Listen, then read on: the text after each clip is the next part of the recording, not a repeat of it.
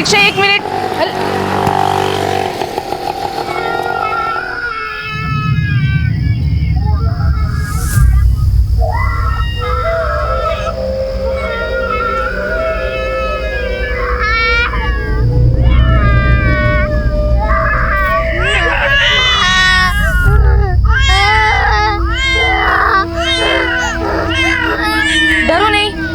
डरो नहीं।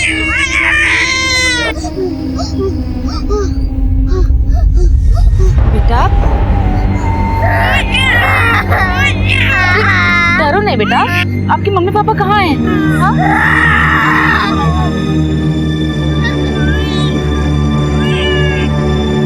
कोई है? आप चलो मेरे साथ। हाँ आओ मेरे साथ आओ आप।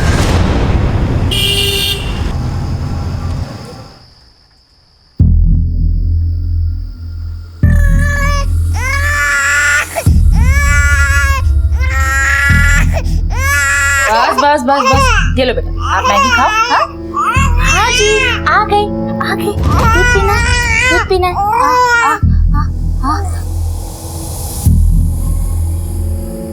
बेटा आप नूडल्स खा ही नहीं रहे हो, मैं खिला दूं? बस बस बस बस।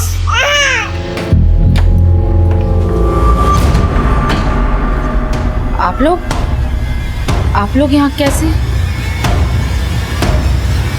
मैं इन्हें लेकर आया। वो बच्चे कहाँ हैं? जी ये रहे। बस बस बस बस बस बस बस। ये बच्चे कहाँ मिले आपको? जी मैं अपनी फ्रेंड के यहाँ से आ रही थी तो तभी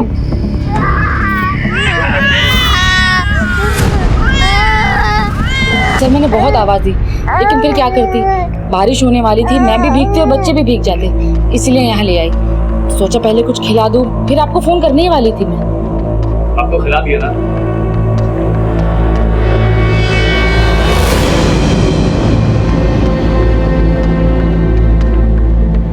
बेटा आपका नाम क्या है?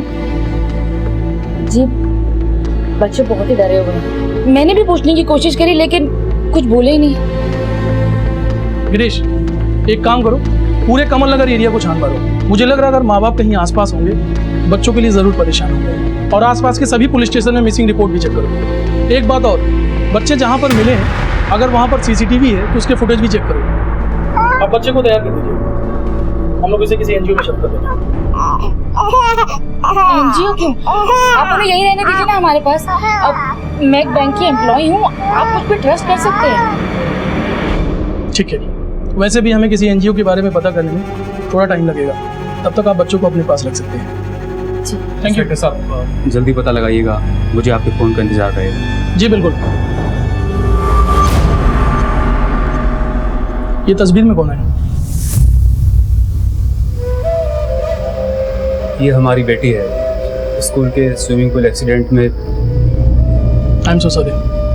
आप लोग एक बार पुलिस स्टेशन आ जाइएगा, FIR दर्ज कर लेंगे। Thank you. जी चलो। जी सर। नीता, ये तुम ठीक नहीं कर रही हो। ठीक तो तुम नहीं कर रहे हो रंजन।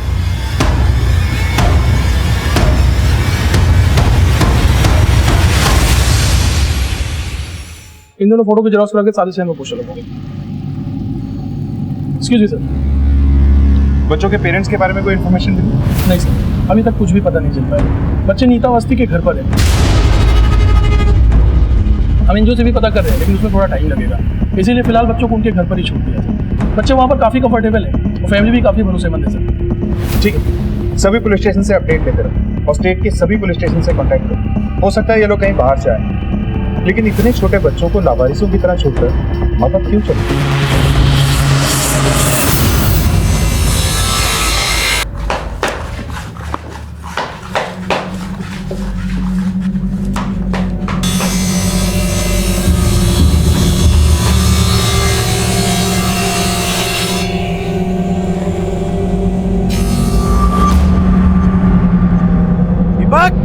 दीपक, ठीक है?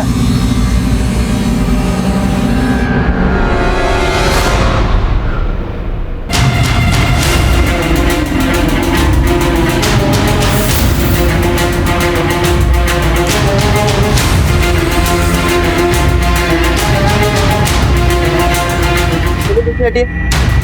पीछे हो जाइए। दुकान आपकी है और आपको नहीं पता कि ये बॉक्स कहाँ से है? साहब देवी माँ की कसम हमको कुछ नहीं पता साहब। दुकान खोलते कितना बजे? साहब दीपक दुकान खोलता है 9:30 बजे से। जब तुमने दुकान खोला किसी को बॉक्स रखते हुए देखा? नहीं साहब, हम तो सवेरे आए थे दुकान खोलने के लिए, हमें नहीं पता साहब। आप लोग पीछे हो जाइए प्लीज।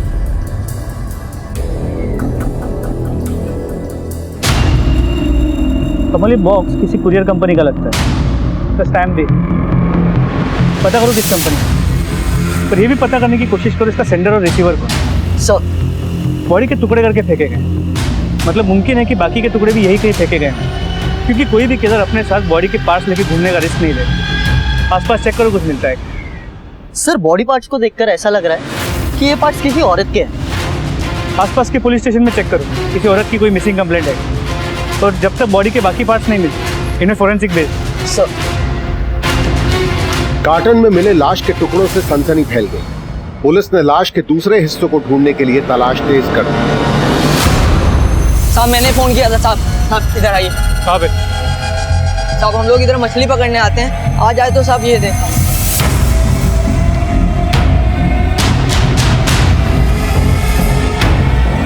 कार्टन को बाहर निकाल।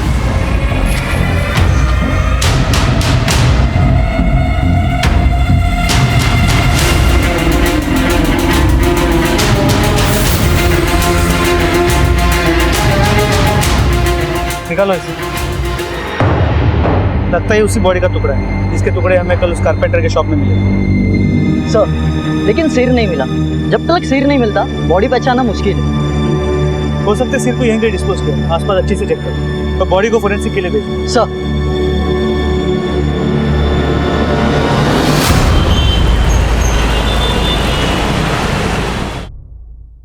हमारी बेटी रीमा की खबर मिली साहब? देखिए, हमने आपकी बेटी की तस्वीर हर जगह भेजी है, अभी तक कोई इन्फॉर्मेशन नहीं मिली है। हो सकता है वो अपनी प्रेमी के साथ भागी है। हमारी बेटी ऐसी नहीं है साहब, हम तो ये सोच सोच कर डर रहे हैं कहीं उसके साथ कुछ गलत न हुआ हो। देखिए, हम पूरी कोशिश कर रहे हैं, जैसे इन्फॉर्मेशन मिलेगी वैसे हम खबर करेंगे आपको। ठीक है, आप लोग जा सकते हैं।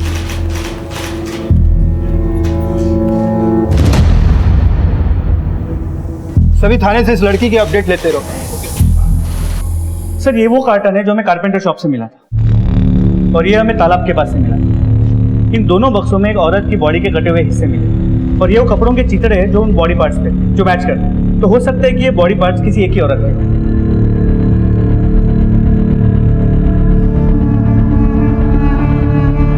सिंह, ये देखिए, दोनों कार्टन्स पे जो टेप है उस पे कोई मार्किंग है जो एक ही तरह की। हो सकता है ये कुरियर कंपनी की खुद की टेप हो। ये मार्किंग थोड़ी मिटी हुई है, लेकिन ये नंबर थोड़ा क्लियर है। इस नंबर को हर एक कुरियर कंपनी में भेजो। हो सकता है इन कार्टन्स का राज खुल जाए। जी सर। पुलिस को लाश के टुकड़े कार्गो कार्टून बॉक्स में मिले थे, और केवल इतनी सी लीड से पुलिस ने हजारों कुरियर कंपनीज को खंगालना शुरू किया। चौहान, बच्चों ने कुछ बोला? नहीं सर, मैं वहीं से आ रहा हूँ, लेकिन अभी तक कुछ भी नहीं बताया। ठीक है, उनसे पूछताछ करते रहो, जैसे कुछ बोले मुझे इन्फॉर्म करो। सर कार्टन में जो बॉडी के टुकड़े मिले उन पर एक कपड़ा था जिस पे ये टैग है। इस टैग की हालत काफी खराब है। एक मिनट।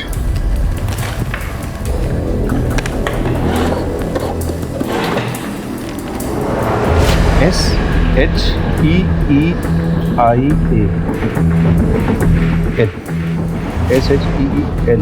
सिंह, ये आई नहीं एल हो सकता, यानी शीला।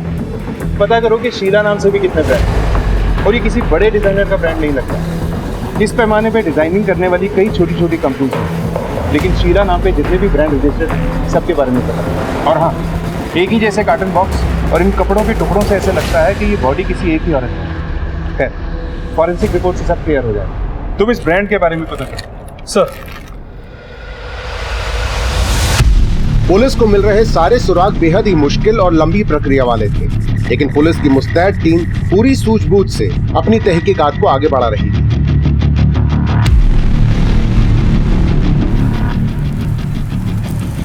जी हाँ, ये लेबल तो हमारा ही है, और ये गारमेंट हम बहुत लोगों को सप्लाई करते हैं। पहले होलसेलर्स, फिर रिटेलर्स, और रिटेलर्स में भी शॉपकीपर्स के पास जाते हैं, फिर रोड में बिजनेस करने वालों के पास भी। पर सर, आप जानना क्या चाहते हैं? देखिए, हमें एक बॉडी मिली जिस पर एक कुर्ती थी, तो इस कुर्ती में आपका ये लेबल लगा।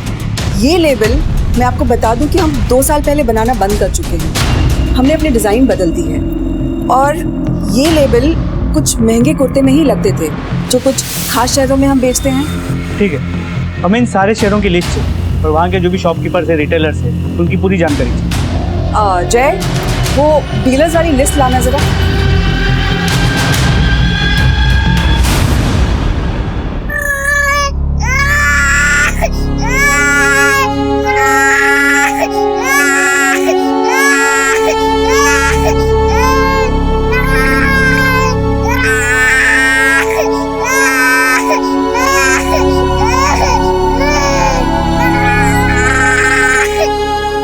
सर, उन दोनों कार्टन्स में जो बॉडी के टुकड़े मिले, उनकी फोरेंसिक रिपोर्ट। सर, रिपोर्ट से पता चला है कि वो सभी टुकड़े किसी एक ही औरत की बॉडी के थे, जिसकी उम्र करीब 30 साल हो। और वो कपड़े के टैग से कुछ पता चला? सर, हमने करीब 55 दुकानें और 350 डीलर्स को शॉर्टलिस्ट किया, जहाँ से शायद उस कुर्ती को खरीदा गया। और उन कार्टन बॉक्स के बारे में कुछ पता? सर, उस कार्टन पे जो लेबल था और जिस टेप से उसे बांधा गया, उस पर अरेबिक में लिखा। मतलब ये कुरियर कंपनी इंटरनेशनल कुरियर में भी डील करती है? जी सर। सर, हमने करीब 90 कुरियर कंपनी से बात की, पर फाइनली एक कंपनी ने बताया कि इस कंसाइनमेंट को उन्होंने हैंडल किया। उनका नाम है लोडेड कुरियर्स। इस कुरियर कंपनी में जाके इन बॉक्सेस के बारे में पता कर। जी सर।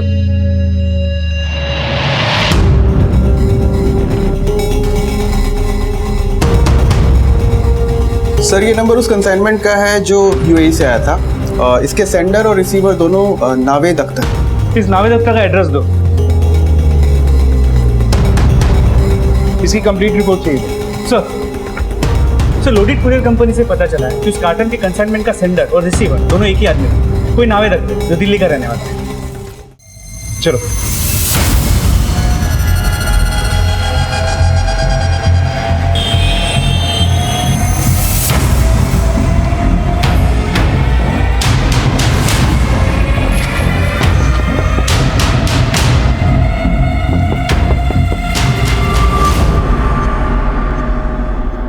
जी कहिए सर। इस कार्टन को पहचानते हैं? हाँ सर, इन कार्टन्स में हमारा सामान आया था। कहाँ से? दुबई से। सर, हम लोग दुबई में रहते थे, कुछ ही दिन पहले हम इंडिया वापस आ गए। कितने कार्टन्स थे ये? I think 12। नहीं सर, 12 नहीं, 14 कार्टन्स थे। हाँ सर, 14 थे। लेकिन अभी तो तुमने कहा 12 थे। सर, क्या है ना कि याद नहीं रहा। वैसे पैकिंग की सारी जिम्मेदारी इन्होंने संभाल रखी थी। मैं तो अपना बिजनेस रैप अप करने में मशगूल था सर। क्या बिजनेस था तुम्हारा? ट्रेडिंग कमीशन का। इन कार्टन्स का क्या किया आपने? दिखाइए हमें। ये रहे सर। ये तो सिर्फ 8 है, आपने 14 गए। खाली कार्टन्स थे सर, होंगे कहीं यहाँ वहाँ। यहाँ वहाँ तो हुए हैं, लेकिन लाश के टुकड़ों के साथ। अब अपने दिमाग पे भरपूर जोर डाल के हमें बताओ कि वो कार्टन्स कहाँ हैं, या फिर लॉकअप में ले जाके याद दिलाने में मदद करें हम तुम्हारी। याद आया सर, हमने कुछ कार्टन्स हमारी काम वाली बाई को दिए थे। उसने कहा था कि उसे घर का सामान रखने के लिए जरूरत है। उसका नाम और एड्रेस है ना सर? सबका नाम, एड्रेस, फोन नंबर सब लेकर रखा है। ये पास ही में 4 मकान छोड़ के रहती है। इस एड्रेस पे जाके वेरीफाई करो। सर, इतने सालों से यहाँ रह रहे हैं, अल्लाह के करम से कभी पुलिस नहीं आई घर। पता नहीं मैडम ने क्या कर दिया। साहब, मेरे पास सामान रखने के लिए सूटकेस नहीं था, इसलिए मेम साहब से ये बक्से मांग लिए। ये तो 3 बक्से, बाकी के 3 का? मेम साहब ने तो मुझे ये 3 बक्से दिए। तुम्हारी मेम साहब नहीं कहा, सारे बक्से तुम्हारे पास। अल्लाह खैर करे साहब, हमारे पास बस 3 ही बक्से हैं। मेम साहब झूठ बोल रही है। आपके 14 कर्टन्स में से 8 आप ही के घर, 3 आपकी नौकरानी के, बचे हुए 3 का है। बोलो। मैं बताता हूँ। 3 कार्टन्स में तुमने बॉडी को ठिकाने लगाया था, जिनमें से 2 हमें मिल चुके हैं। अब बताओ।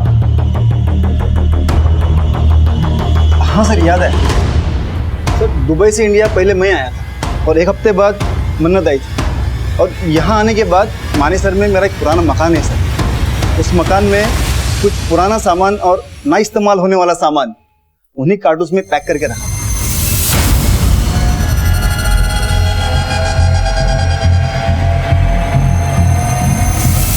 सर इस तरफ।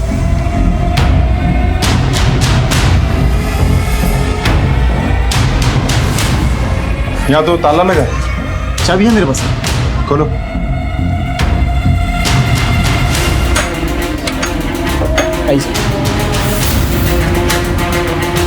चेक करो पूरा घर।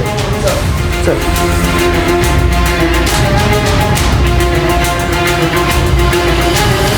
सर यही सब सामान कार्टून्स में रखा था। सामान तो ही पड़ा है, कार्टून्स में नजर नहीं आ रहा। सर अंदर कुछ नहीं मिला।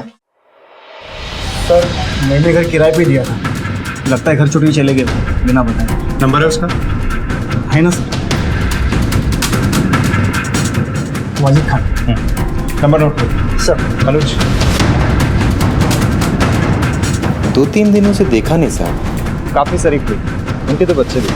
सर जिस गैराज में हमारी ससुर जी की गाड़ी काम के लिए जाती है ना, वहाँ एक हिमायत नाम का आदमी है, उसको अक्सर वहाँ आते हुए देखा है।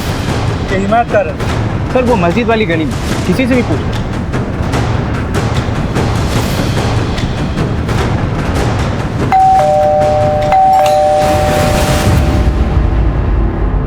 जी कहिए। पुलिस। और साहब बात क्या है? मतलब वाजिद को जानते हो? जानता हूँ, मतलब साहब मेरा भाई है, सगा भाई है। कहाँ है वो? अपने घर पे होगा, और कहाँ होगा साहब? वो घर पे नहीं। तो सर उसकी बीवी होगी घर पे, उससे पूछिए कहाँ है। घर पे ताला बंद है और दोनों के फोन भी बंद है। हम जानना चाहते हैं वो लोग हैं कहाँ। मेरा एक बड़ा भाई है इम्तियाज साहब, मैं उससे फोन करके पूछता हूँ कि शायद उसे मालूम हो साहब। वाजिद या जोया, दोनों में से कोई भी तुमसे कांटेक्ट करे तुरंत हमें बताना। जी जी साहब।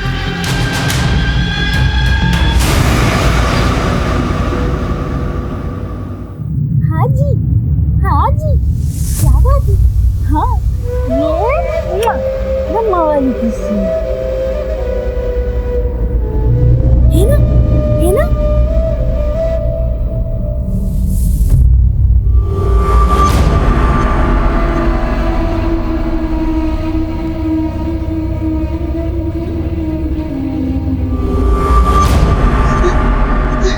हमें अब्बू के पास जाना है।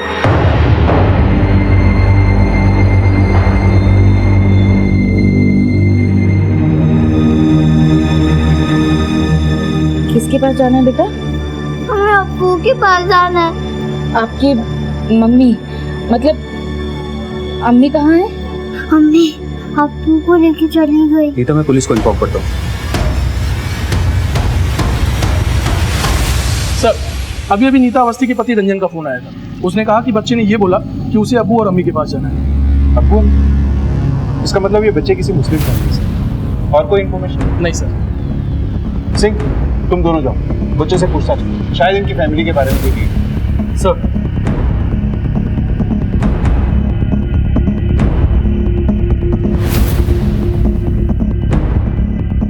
बेटा तुम्हारे स्कूल का नाम क्या है?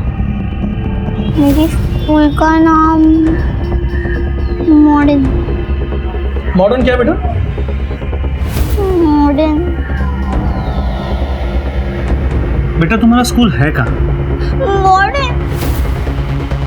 बेटा तुम्हें वहाँ बस स्टॉप पे छोड़ा किसने था, अब्बू ने या अम्मी ने? अब्बू ने। तो जब तुम्हें वहाँ अब्बू ने छोड़ा, उन्होंने तुमसे कुछ कहा था? ये कहा था कि वो तुम्हें लेने आएंगे? सर रहने दीजिए ना, वो परेशान हो रहा है। Madam please. बेटा तुम्हारे अब्बू ने क्या कहा था? उन्होंने कहा था कि परी का ख्याल रखें और कोई लेने के लिए आ जाए तो उसके साथ चले जाना।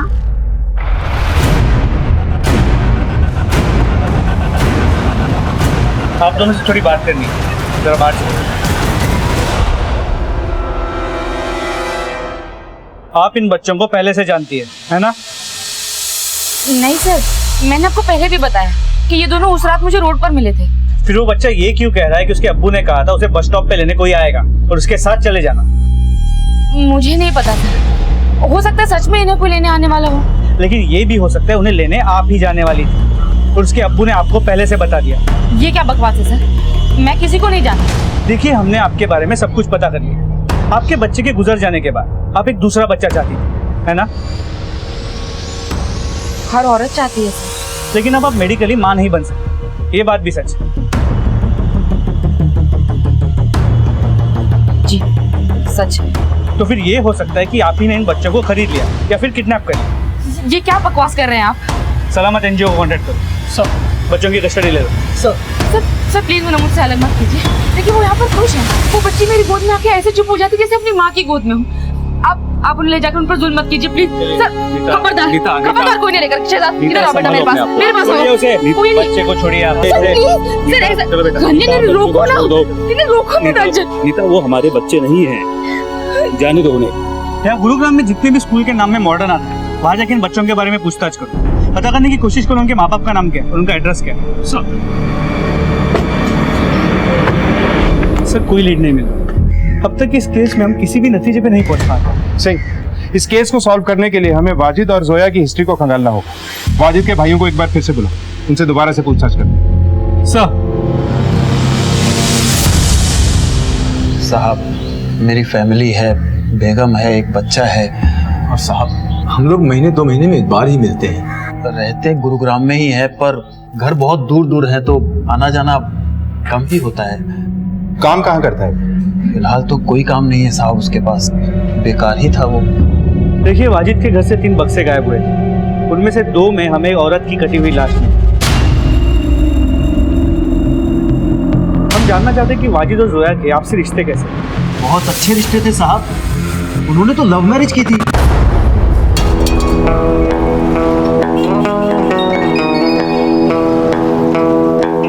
तुम्हें पता है ना जोया तुम क्या कर रही हो?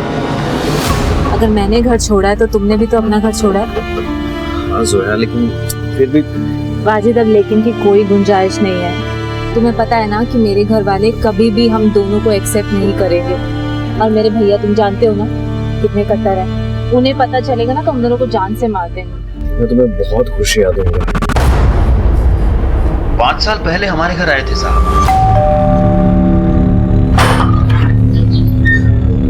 अस्सलाम वालेकुम भाईजान। अरे वालेकुम अस्सलाम वाजिद मियां, अचानक? बस ऐसे ही आ गया था।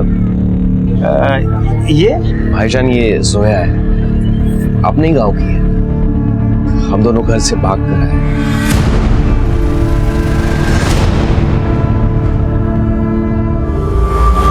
लेकिन एक बात मेरी समझ में नहीं, जब वाजिद और जोया दोनों एक दूसरे से प्यार करते थे, दोनों बालिग क्या कमाने की उम्र में थे और दोनों के मजहब भी एक ही, फिर दोनों को भाग के शादी करने की जरूरत क्या?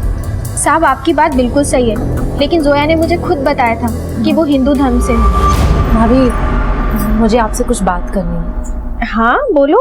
भाभी, मैं आप लोगों की धर्म की नहीं हूँ। मेरा नाम जोया नहीं स्वर्णा है। भाभी, मेरे भैया और पापा इस रिश्ते के लिए कभी नहीं मानते। अगर उन्हें जरा सी भी भनक लगती कि मैं किसी और धर्म के लड़के के साथ प्यार करती हूँ तो वो मुझे जान से मार देते और इन्हें भी। इसलिए हम दोनों भाग कर आए। अच्छा, जोया के बाप और भाई कभी आप लोगों के घर में आए या उस घर में जहाँ वाजिद और जोया रहते थे?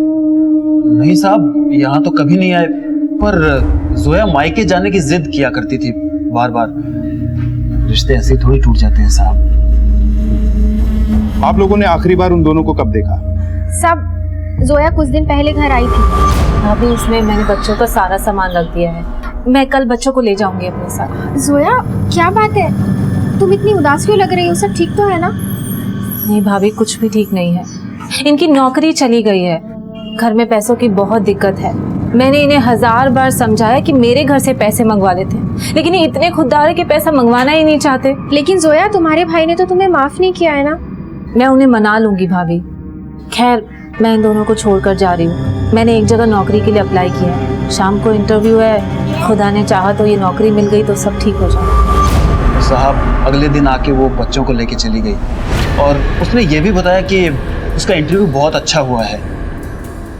सर, बच्चे ने मॉडर्न नाम की जिस स्कूल की बात करी थी उसका पता चल गया। ये रही उसकी डिटेल्स। बच्चे के बाप का नाम वाजिद खान और माँ का नाम जोया खान है।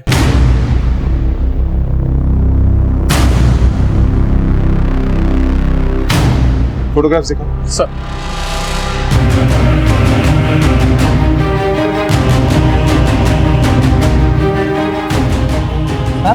ये दोनों वाजिद के बच्चे हैं, मगर हुआ क्या है साहब? दरअसल इन बच्चों को किसी ने रास्ते पे छोड़ दिया था। अब ये सलामत नाम की एनजीओ में, जब तक वाजिद और जोया मिल नहीं जाते इन बच्चों को हम आप लोगों के पास छोड़ देंगे। साहब मेहरबानी करके ऐसा मत कीजिएगा। हमें मालूम नहीं है कि वाजिद और जोया कहाँ है इस वक्त। अल्लाह ताला उन्हें सलामत रखे। अगर उन्हें कुछ हो गया तो साहब हम उनके बच्चों की परवरिश नहीं कर पाएंगे। ठीक है, मुझे वाजिद का अजमेर का एड्रेस चाहिए और जोया के पेरेंट्स का भी। और हाँ, हमारी इजाजत के बिना आप लोग इस शहर छोड़ के जाने की सोचना भी। और जो कुछ भी तुमने मुझे बताया उसमें से जरा सा भी झूठ हुआ तो अंजाम तुम लोग जानते हो। ठीक है, तुम लोग जा सकते हो।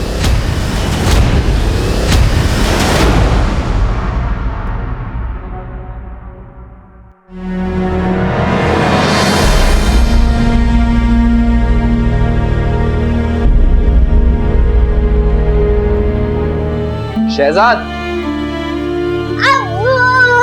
मेरा बेटा पायलट बनेगा, पायलट।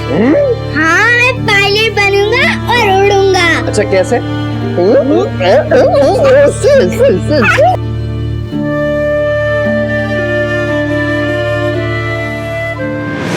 ठीक है, इस बारे में पूरी डिटेल्स मुझे दो।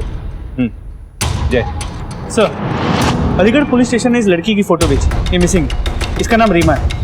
सर ये देखिए, इसने लगभग इसी तरह के कपड़े पहन रखे हैं जो हमें डेड बॉडी पे से मिले। ये महज एक इत्तेफाक हो सकता है, लेकिन ये भी हो सकता है कि मरने वाली लड़की यही है और ये दोनों केसेस बिल्कुल अलग हैं। You're right, लेकिन सबसे पहले हमें यह पता लगाना होगा कि ये मरने वाली लड़की कौन है। इसे पहचानना मुश्किल है क्योंकि बॉडी का कटा हुआ सर अभी तक हमें नहीं मिला और कातिल ने जानबूझकर लाश के टुकड़ों को दूर दूर फेंक दिया था ताकि हम कभी भी उस तक ना पहुंच पाए। लेकिन सही सवाल अब भी कई हैं। एक ये कि अगर ये मरने वाली लड़की ये रीमा है तो सवाल ये है कि इसे किसने मारा होगा और क्यों, तो इसका वाजिद से क्या कनेक्शन है।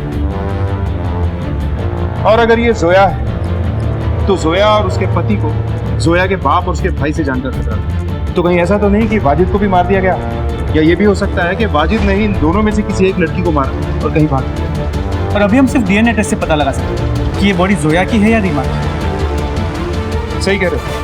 एक काम करो, चौहान को बोलो कि उन बच्चों का ब्लड सैंपल लो और इस रीमा के माँ बाप का भी ब्लड सैंपल। और तुम ऐसा करो कि एक टीम लेके अजमेर जाओ, वहाँ की लोकल पुलिस से मदद लेकर जोया और वाजिद के बारे में बताओ। सर, अलीगढ़ पुलिस से मिले नए सुराग से पुलिस और भी उलझ गई थी। अब इस केस के तार बाहरी इलाके से जुड़ गए थे। जोया और वाजिद कहाँ थे? नीता को बच्चों का मिलना क्या महज एक इत्तेफाक था या कोई राज? पुलिस ने अपनी जांच टीम बढ़ा दी थी जो दिन रात इस गुत्थी को सुलझाने में लगी थी। तो आपका मतलब है वाजिद यहाँ नहीं है? जी हाँ, वाजिद जिस रोज से इस घर से गया उसने अपनी शक्ल तक नहीं दिखाई। उस लड़की का भाई जब देखो मुंह उठा के आता है और हमें धमका के चला जाता है। मेरी जोया से शादी के बाद उन्होंने फोन किया था मुझे। सुहाना आपा, तुम कहाँ चले गए हो वाजिद? वापस आ जाओ। मैं जल्दी लौटूंगा। सुहाना, फोन दे, फोन दे मुझे। वाजिद, इस बीवी से कहो कि अपने उस कमजोर भाई को समझाए जो आए दिन घर में आकर धमकियां देकर जाता है, आपा की इज्जत लूटने की बात करता है। आखिरी बार वाजिद से कब बात हुई? करीब 20-25 दिन पहले। बहुत परेशान थे, बता रहे थे उनकी नौकरी चली गई। वाजिद के घर से कुछ बक्से गायब हुए थे, उनमें से एक में हमें एक लड़की की लाश मिली। हो सकता है वो जोया हो, पर वाजिद का भी कुछ पता नहीं चला। ये भी नहीं पता कि वो जिंदा है या नहीं। वाजिद का किसी रीमा नाम की लड़की के साथ संबंध था? अल्लाह मेरे भाई भाभी की जोड़ी सलामत रखे। अरे वो तो किसी दूसरी औरत के साथ ताल्लुक रखने का सोच ही नहीं सकते। अब उनके बच्चे कहाँ हैं सर? उनके बच्चे फिलहाल एक एनजीओ में। अगर आप लोग उन्हें अपनाना चाहते हैं तो आप लोग अप्लाई कर सकते हैं।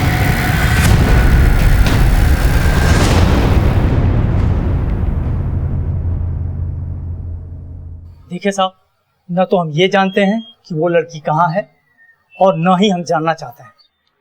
आपकी स्वर्णा से आखिरी बार बात कब हुई थी? 5 साल पहले, जब वो इस घर की बेटी थी और मेरी बहन थी। उसके बाद कभी उसने कॉल नहीं किया। हमें आपके ब्लड सैंपल चाहिए। क्यों? हमें एक लड़की की लाश मिली जिसका सिर नहीं, पर हमें उसकी शिनाख्त करने में मुश्किल हो रही है, तो हम डीएनए मैचिंग करके देखना चाहते हैं कि क्या वो लड़की स्वर्णा है। हमारी बदकिस्मती है कि उसकी रगों में भी हमारा ही खून दौड़ रहा है, और भगवान से मानूंगा कि लाश उसी की हो। सर, अजमेर में जोया और वाजिद दोनों के घर वालों से बात हुई। मुझे लगता है कि ऑनर किलिंग का केस हो सकता है, क्योंकि वाजिद के घर वालों ने बताया कि जोया और वाजिद के भाग जाने के बाद जोया के भाई राज ने वाजिद के घर वालों को कई बार धमकाया, और ये भी कहा था कि अगर जोया और वाजिद वापस आए उन्हें मार दे। तुम ठीक है तो ये ऑनर किलिंग का मामला हो सकता है। एक काम करो, राज के कॉल रिकॉर्ड से करवाओ, और गुरुग्राम में जहाँ ये वाजिद रहता है वहाँ लोगों को राज की फोटो दिखाकर पूछो क्या कभी किसी ने उसको वहाँ देखा। सर,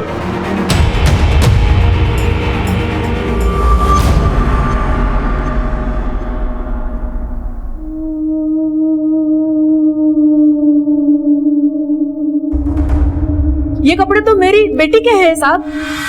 आप लोगों को पूरा यकीन है कि ये कपड़े आपकी बेटी की? मुझे आज भी वो दिन याद है जिस दिन वो ये कुर्ती खरीद कर लाई थी। बहुत अच्छी है, तुझमें बहुत खिलेगी।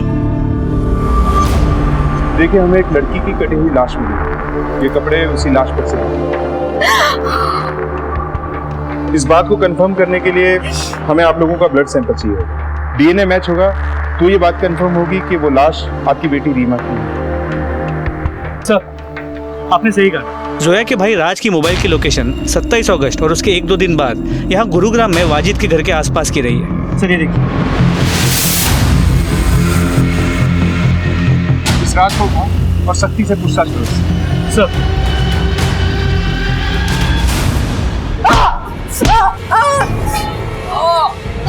बस चल, शुरुआत मैं कर दे। तू गुरुग्राम गया था 27 तारीख को, तूने ट्रेन की टिकट भी ली।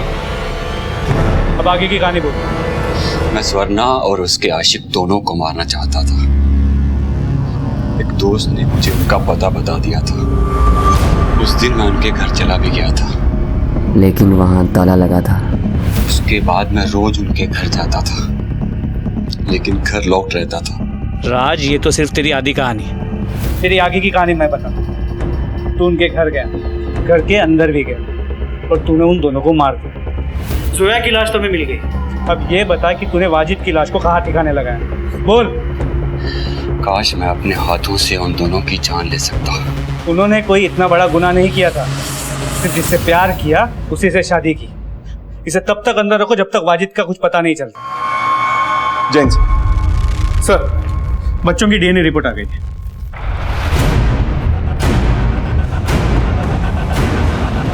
सिंह, मुझे 27 अगस्त की इन तीनों की पूरी डिटेल चाहिए। कौन कहाँ था, क्या कर रहा था, किससे मिल रहा था? सर, पुलिस के हाथ कुछ अहम सुराग लग गए थे।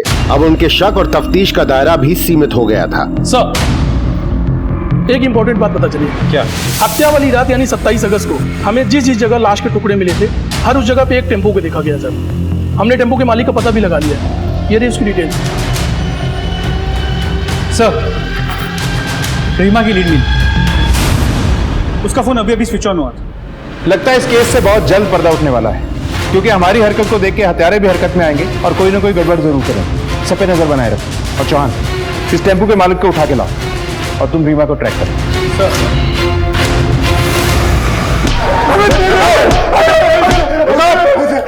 खड़े हो। अगर तुम लोगों को ये लग रहा है कि तुम्हें मारते मारते हम लोग थक जाएंगे तो गलत फहमी है तुम्हारी। शिफ्ट बदल बदल के मारेंगे तुम लोगों को। सब बताता हूँ साहब, उस रात हिमायत मेरे घर आया, ये बहुत घबराया हुआ था साहब। सब खैरियत तो है ना? खैरियत तो नहीं भाईजान, हमें वाजिद के घर अभी निकलना होगा। ऐसी क्या जरूरत पड़ गई थी जो इतनी रात को तुम दोनों अपने उस भाई वाजिद के घर गए? उसकी एग्जैक्ट लोकेशन मुझे मैसेज करो। फोन सिर्फ 15 सेकंड के लिए ऑन हुआ था। एरिया बता सकता हूँ, एग्जैक्ट लोकेशन बताना मुश्किल है। अब इस एरिया में उसे ढूंढेंगे कहाँ? गाड़ी साइड में लगा दो। रीमा की फोटो लेके इस एरिया में अच्छे से पूछताछ कर। फिर क्या हुआ? मैं और हिमायत वाजिद के घर पहुंचे। वाजिद कौन है? हिमायत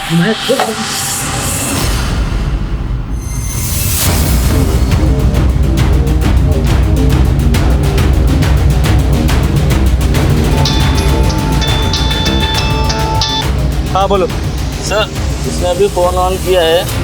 इसके पहले कि उसका फोन स्विच ऑफ हो जाए उसका लोकेशन ट्रेस करो, इमीडिएटली भेजो मुझे।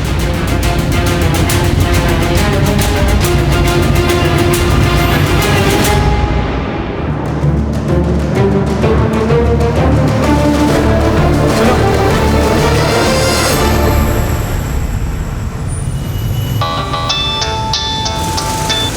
हाँ बोलो सर, उसने अभी भी फोन ऑफ किया है।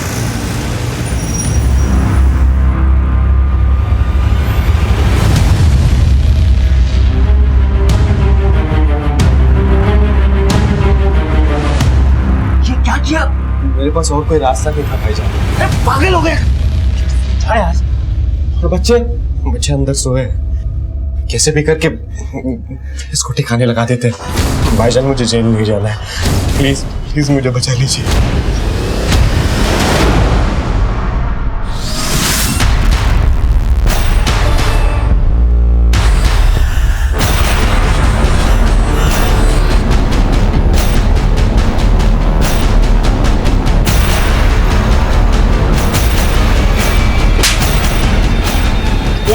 लड़की का है।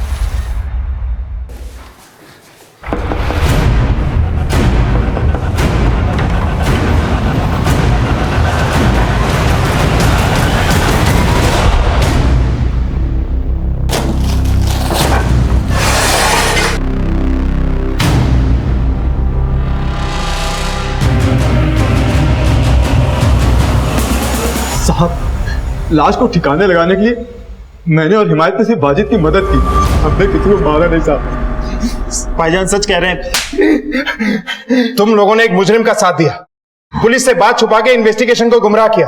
देखते जाओ तुम लोगों पे कितनी दफाई लगेगी। तब तक तुम्हारे उस लाडले भाई से पूछते हैं कि आखिर हुआ क्या था।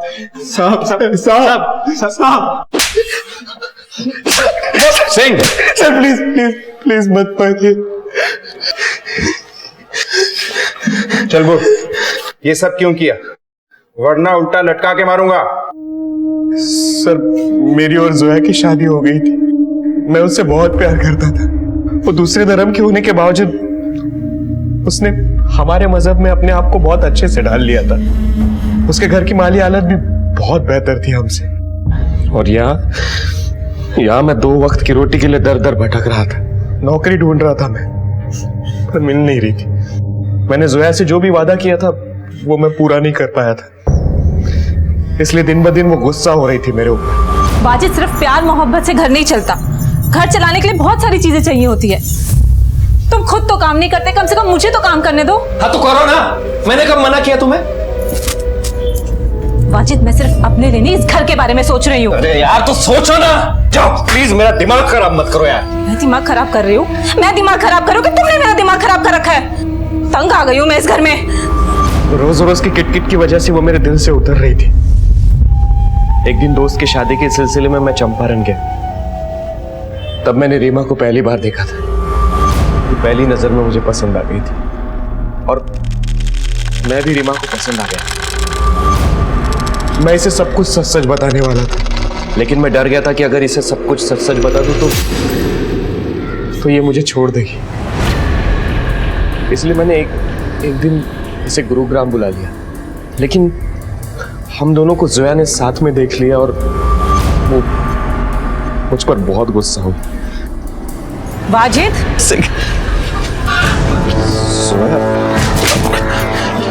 तो ये वजह थी तुम्हें काम ना मिलने की? अरे नहीं नहीं जोया, मेरी बात सुनो। देखो, मेरा नहीं तो कम से कम अपने दोनों बच्चों को तो ख्याल किया होता। अच्छा नहीं किया तुमने। जोया मेरी बात तो सुनो। तुम जोया, देखो रीमा, देखो ऐसा कुछ नहीं है। उसके बाद रीमा भी मुझसे दूर जाने लगी। रीमा प्लीज मेरी बात तो सुनो। रीमा मुझे समझाने का मौका तो दो। प्लीज प्लीज मुझे ऐसे छोड़कर मत जाओ। मेरे लिए तो तुम्हारे पास कोई जगह ही नहीं है। रीमा, मैं तुम्हारे लिए अपने दिल में भी जगह रखूंगा और अपने घर में भी। ठीक है, तो पहले अपनी बीवी से छुटकारा पाओ और अपने बच्चों से नहीं जाओ। कर पाओगे? मैंने कहा कर पाओगे? लेकिन जैसे तैसे मैंने रीमा को मना लिया। मैंने जोया से कहा था कि अगर तुम घर से जाना चाहती हो तो जा सकती हो, लेकिन अभी बच्चों को भी साथ में लेके जाना पड़ेगा। तुम जैसे घटिया के साथ रहना ही नहीं है मुझे। तुम्हें मेरे साथ नहीं रहना है ना? जाओ, अभी क्या अभी यहाँ से जाओ और अपने बच्चों को भी साथ में लेके जाओ। वो सिर्फ मेरे बच्चे तुम्हारे कुछ नहीं लगते। एक दूसरी औरत के लिए तुम मुझे घर से निकाल रहे हो। हाँ, मैं जाऊंगी, लेकिन पुलिस स्टेशन जाऊंगी, तुम्हारे माँ बाप के घर जाऊंगी, अपने घर जाऊंगी। सर, मैं उसे मारना नहीं चाहता था, लेकिन मेरे पास कोई दूसरा रास्ता भी नहीं। लाश को ठिकाने लगाने के लिए मैंने हिमायत भाई और इम्तियाज भाई को बुला लिया। हेलो हिमायत भाई, आप जल्दी घर आ जाइए। वो जोया। सर, मैं उसे मारना नहीं चाहता था। मैं रीमा से शादी करना चाहता था। रीमा को लेकर भाइयों से पैसे लेकर कहीं दूर जाकर बसना चाहता था, लेकिन रीमा मुझे बच्चों के साथ एक्सेप्ट नहीं कर रही थी। मैं बच्चों को रास्ते में नहीं छोड़ना चाहता था, इसलिए उन्हें कमल नगर में छोड़ दिया ताकि कोई अच्छा इंसान उन्हें अपने साथ ले जाए। दूर जाकर फिक्र के मारे खड़ा रहा, उनको ऐसे ही देखता रहा। एक बाली औरत के हाथ में बच्चे देखकर मैं संतुष्ट हो गया था कि बच्चे सुरक्षित हैं। दोनों लड़कियों पे एक जैसे कपड़ों की क्या पहेली है? एक्चुअली मैंने एक जैसे 2 ड्रेस लिए थे और वो दोनों को गिफ्ट किए थे। शरीर के बाकी हिस्से तो हमें मिल गए, सर नहीं मिले। कहाँ फेंका था उसे? गुरुग्राम के आगे खाई है, उसी के नाले में डाल दी। और ये रीमा के साथ कब से डेरा जमाया हुआ था तूने? हमें पता चला कि पुलिस हरकत में आ गई है, इसलिए हमें भागने का मौका ही नहीं मिला। सर, 2 कश्तियों में सवार होकर मैं डूब गया। सर, मुझे माफ कर दीजिए, मुझसे गलती हो गई। 2 कश्तियों की सवारी तूने अपनी मर्जी से की, अपनी सुकून भरी जिंदगी को बर्बाद भी तूने खुद किया, अपनी पत्नी का खून किया, अपने बच्चों को दूसरे के हवाले कर दिया और चला था किसी और से प्यार जताने। एक शादीशुदा और 2 बच्चों के बाप होकर और रीमा से रिश्ता जोड़कर सिर्फ अपनी ही नहीं, तुमने कई जिंदगियां बर्बाद कर दी। अब सड़ते रहना सारी जिंदगी जेल। जो बांधने से बंधे और तोड़ने से टूट जाए उसका नाम है बंधन, और जो अपने आप बन जाए और जीवन भर ना टूटे उसका नाम है संबंध। और संबंधों में एक दूसरे के प्रति विश्वास और सम्मान है इसकी मजबूती। जहां सगे बाप ने अपने बच्चों से रिश्ते का बंधन तोड़ लिया, वहीं नीता ने उन बच्चों से हमेशा के लिए संबंध जोड़े रखने के लिए उनकी लीगल कस्टडी के लिए एप्लीकेशन दायर कर दी है, जो अदालत में ज़ेर गौर है। याद रखिए, रिश्ते महज जोड़े नहीं जाते, निभाए जाते हैं। हमारे आज के एपिसोड की दूसरी कहानी।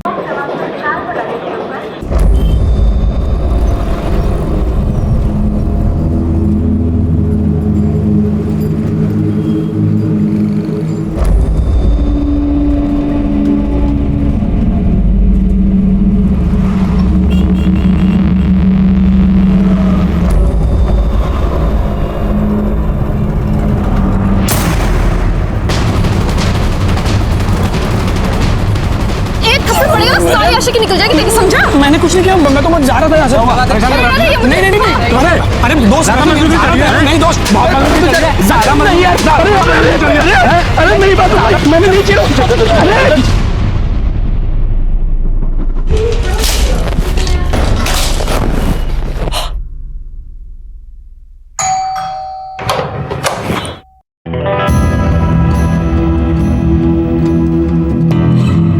बोलिए। हमारी कंपनी वैक्यूम क्लीनर बनाती है। नहीं चाहिए। मैम प्लीज बात तो सुन लीजिए मैम। देखिए, एक डेमो ले लीजिए आप। अगर आपको डेमो पसंद ना आए तो फ्री में घर की सफाई हो जाएगी। ठीक है, आइए। देखिए मैम, इसको यूज करना बहुत इजी है और बहुत स्मूथ है, कोनों में अच्छी सफाई करता है। मैम आप भी ट्राई कीजिए ना। मैं? हाँ, आइए आइए। अच्छा,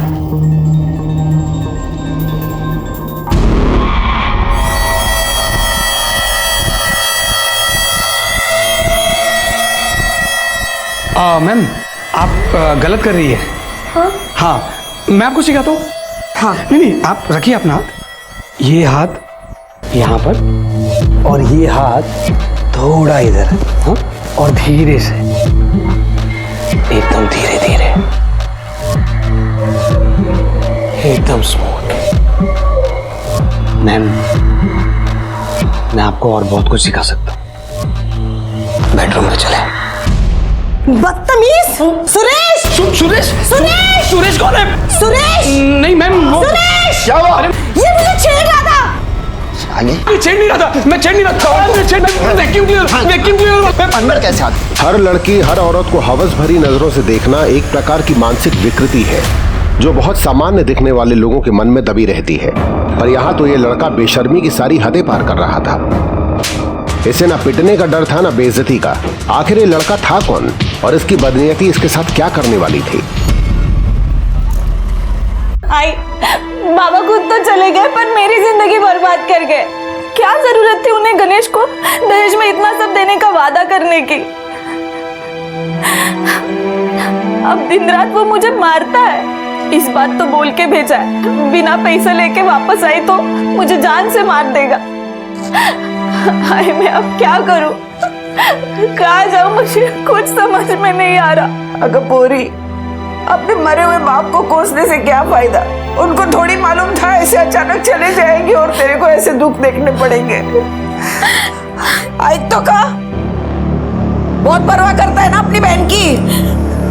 देख क्या हालत हो गई है इसकी। कुछ करता क्यों नहीं? करूंगा, जरूर करूंगा। बाबा ने जो गणेश भाऊ को वचन दिया ना, वो मैं पूरा करूंगा। कैसे करेगा?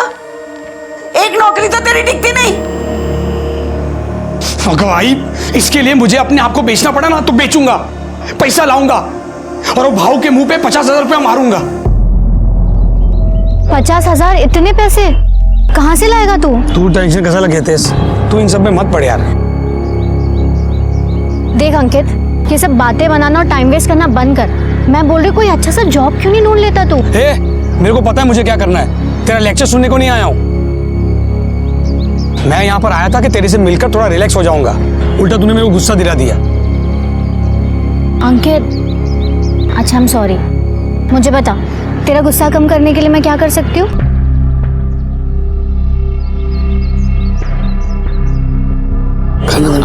अंकित प्लीज प्लीज प्लीज प्लीज एक बार अंकित प्लीज ना यार। 24 घंटे तेरे दिमाग में बस यही सब चलता रहता ना? नहीं तो इसके अलावा कुछ सोचता ही नहीं है? हाँ, जैसे 24 घंटे तेरे दिमाग में इसके अलावा सब कुछ चलता है, वैसे मेरे दिमाग में सिर्फ यही चलता है। समझी? देख, शादी से पहले ये सब कुछ नहीं हो सकता। और मैं बोल रही कोई अच्छा सा जॉब ढूंढ ले, वरना मेरी मॉम है ना मेरी शादी किसी और के साथ करवा देगी।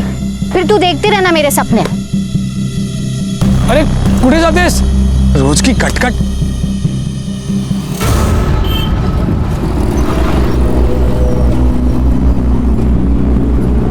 बहुत परवाह करता है ना अपनी बहन की। देख क्या हालत हो गई है इसकी। कुछ करता क्यों नहीं? जल्दी से कोई काम ढूंढ ले, वरना मेरी मॉम है ना मेरी शादी किसी और के साथ करवा देगी।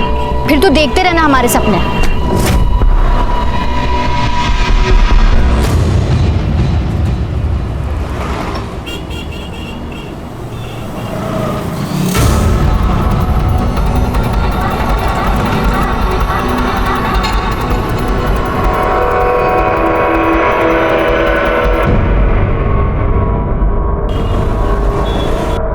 आई, एक बार ही नौकरी लग गई ना, फिर तू देख सब ठीक हो जाएगा, सबके दिन अच्छे आएंगे।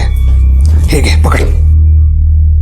पगार बहुत अच्छी है। इसके बाद रेखा ताई की आंखों में आंसू नहीं आने दूंगा। सबसे पहले तो वो गणेश भाव के पास जाऊंगा, 50,000 रुपया दूंगा, उसको बोलूंगा रेखा ताई को लेकर जा, उसको परेशान मत करना, उसको मारना मत, है ना?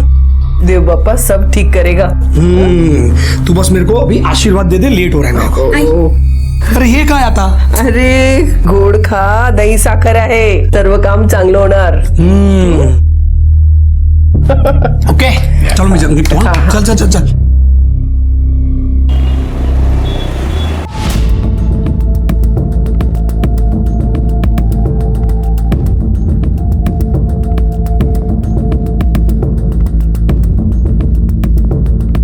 जी मैडम, भेजता हूं ना। हाय, मैं हूं रसिक भाई। Hello sir. फोन पे हमारी तुम्हारी बात हुई थी। जी जी। आओ सामने आओ। सामने आओ भाई।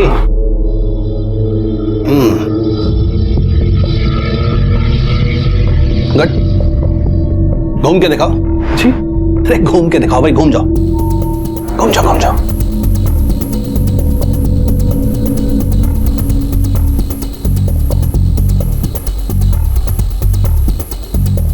अच्छा है, अच्छा है।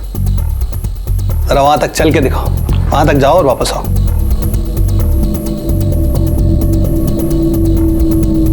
हाँ ठीक है, ठीक है, आ जाओ वापस। हाँ बढ़िया है। हाइट क्या है तुम्हारी? हाइट 5'9". 5'9". और चेस्ट साइज क्या है? क्यों? अरे सीना कितना चौड़ा है तुम्हारा?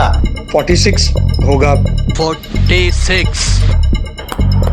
और वेट क्या है? 72 kg।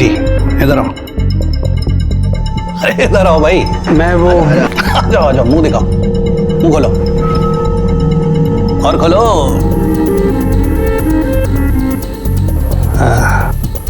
अच्छा है, काम के आदमी हो। सर जॉब किस बारे में?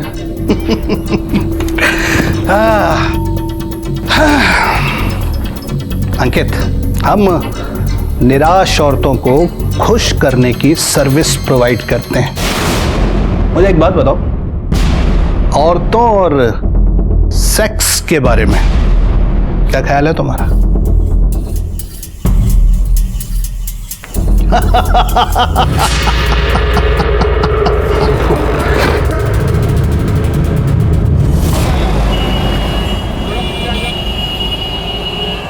एक औरत को खुश करने का 10,000 रुपया मिलेगा। 20% कमीशन रसिक भाई रखेगा। जितना ज्यादा क्लाइंट उतना ज्यादा पैसा। लाइफ सेट एकदम। क्या बात कर रहा है? मतलब ऐश भी और कैश भी दोनों एक साथ? नहीं नहीं नहीं, मुझे तो विश्वास ही नहीं हो रहा। क्या बोल? हड़ू बोलना, सब कुछ सुनाने का। मुझे तो एक क्लाइंट भी मिल गई है। अच्छा कहावत। कल जा रहा हूँ उसके पास। तू मुझे ना विश कर। यू चादर बदलाई ना। अरे तू मुझे विश करना। All the best. क्या है ये? क्या है? अरे थोड़ा टाइट विश कर ताकि परफॉर्मेंस एकदम टाइट हो। ऑल द बेस्ट मेरे भाई, परफॉर्मेंस एकदम तगड़ा करना।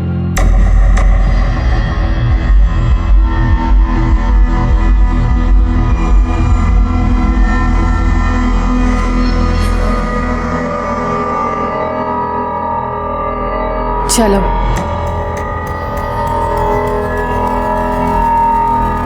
चलो। पहले पैसा फिर काम, समझा? मैम वो रसिक भाई ने बोला था कि पहले पेमेंट, मतलब रूल है तो उसको फॉलो करना पड़ेगा। ला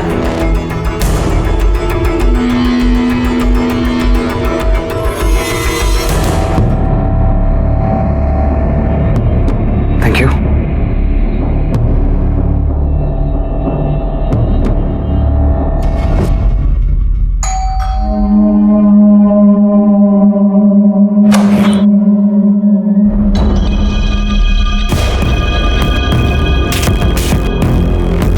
अंदर आओ, अंदर आओ।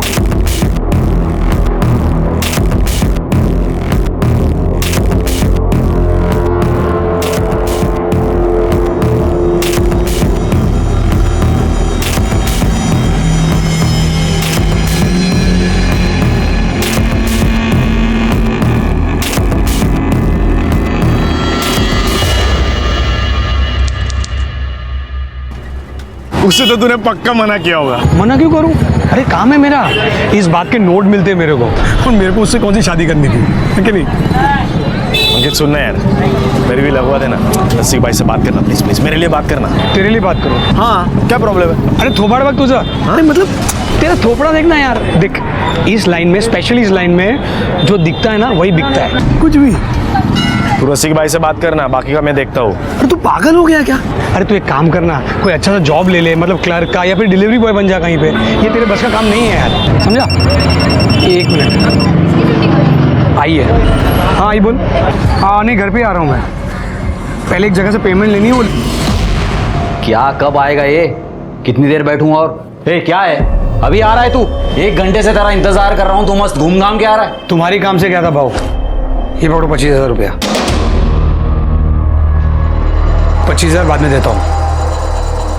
इतना पैसा लाया कहाँ से तू? नया जॉब लगा है, वहीं से एडवांस उठाया है। कैसा जॉब? तुमको क्या करने का, तुम पैसा गिनो ना, मेहनत और खून पसीने की कमाई है। चाय गिना ना तुम्हें? बहुत पीली चाय है भाई। अभी तो चलता हूँ, बाद में आता हूँ रेखा को ले जाने के लिए।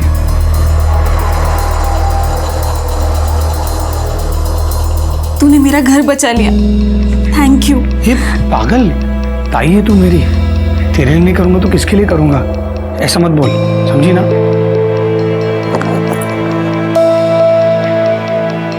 ये तेरे लिए आई, ये तुझ्यासाठी। कितनी प्यारी है। अच्छी है ना? और देखा ही, तूने रेखा की शादी में अपना सारा सोना बेच दिया था ना, मैं तुझे डबल सोना बना के दूंगा। पोरा, मैं तो यही चाहती हूँ कि तू दिन रात खूब तरक्की करे, खूब कमाए।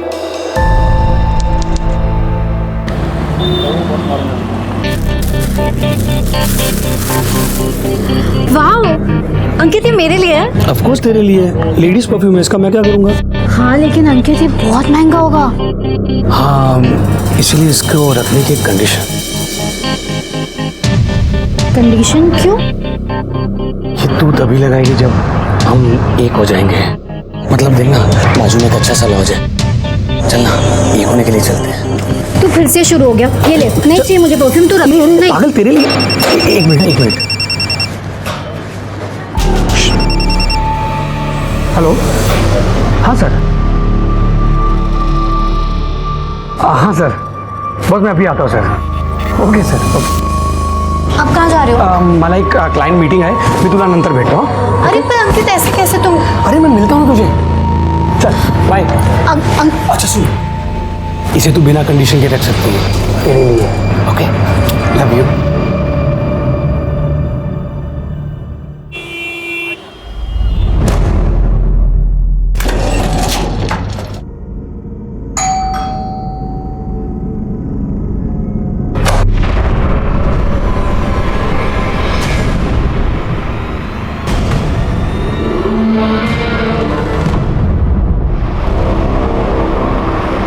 हो सकता है अपने दोस्तों के साथ कहीं घूमने चला गया हो। अरे नहीं साहब, वो बिना बताए किधर भी नहीं जाता है। 8 बजे बराबर घर पे आ जाता है। आज आधी रात होने को आया, अभी तक घर नहीं आया। उसका फोन भी नहीं चालू है। मुझे तो लगता है साहब मेरा बेटा कोई मुसीबत में है। साहब हम हाथ जोड़ती है, मेरे बेटे को ढूंढ के दो। कहाँ काम करता है आपका बेटा? वो कोई कंपनी में काम करता है, नाव तो नहीं मैं थी। 1.5 महीने से लगा है उधर काम पे। ठीक है, अपने बेटे का मोबाइल नंबर और फोटो दे दीजिए, हम उसको ढूंढते हैं। कोई साहब कोई। ये माझा मुलगा। क्या है कि कल के और आज के और थोड़ा बहुत कुछ डाल के 1,000-1,500 रुपया मनी ऑर्डर कर देंगे हम लोग। वो देख बैग।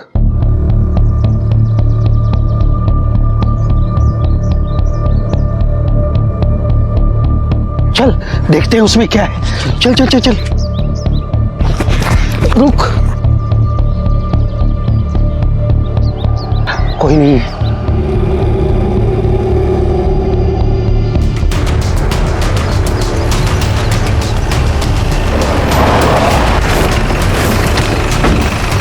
चला बाजूला, चला मागे।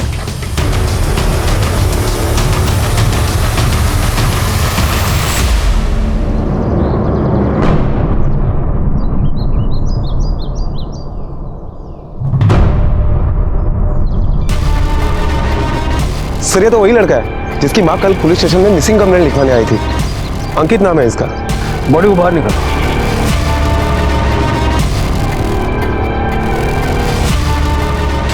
सर बॉडी पर चोट के काफी निशान है, लगता है मरने से पहले इसे काफी बार पीटा गया है।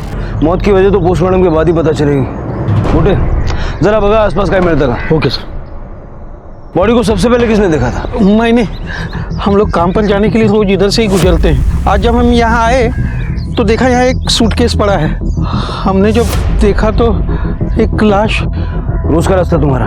हाँ, लेकिन कल तो कुछ भी नहीं था यहाँ पे। सर बॉडी पर पर्स मिला है जिसमें कुछ पैसे हैं। मतलब लूट के लिए नहीं मारा गया इसको? हाँ सर। सर आसपास में कुछ नहीं मिला। खैरात बॉडी को पोस्टमार्टम के लिए भेज दो और इसकी फैमिली को इन्फॉर्म कर दो। Okay sir. बड़ा मुलगा, अरे अंकित बड़ा उठ, बड़ा उठ, सर अंकित की पोस्टमार्टम रिपोर्ट आ गई है। पोस्टमार्टम रिपोर्ट के मुताबिक बॉडी में इंटरनल ब्लीडिंग की वजह से अंकित की मौत हुई है। सर उसे 3rd डिग्री तक टॉर्चर किया गया था। बॉडी पर चोट के काफी सारे निशान भी है। सर उसे यहां तक मारा गया था कि उसके पैरों के तले सूज गए थे। इस तरह से तो कोई पुलिस वाला या आर्मी वाला पूछ सकता है।